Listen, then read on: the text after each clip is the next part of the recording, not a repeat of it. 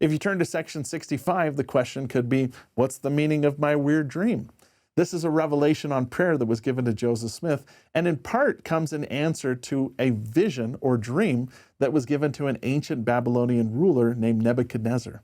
Nebuchadnezzar had a dream that nobody in Babylon was able to answer.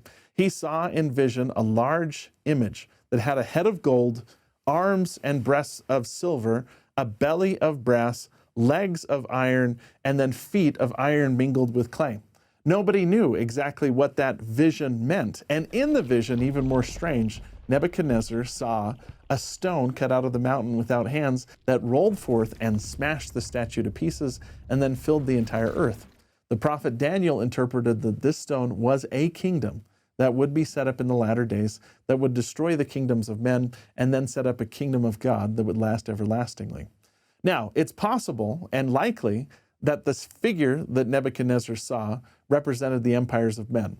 A lot of people feel like the head of gold represented Nebuchadnezzar's own empire, the Babylonians, that the arms and chest of silver represented the empire that replaced him, the Persian Empire, that the belly represented the Macedonian Empire or Alexander the Great's empire, that the legs of iron represented the Roman Empire with its two parts, east and west, and that the feet of clay mingled with iron represented the European nations. But one thing we do know for sure is that section 65 identifies the small stone that was cut out of the mountain without hands, that rolled forth, destroyed the image, and then filled the entire earth. That is the church, the kingdom that God set up in the latter days.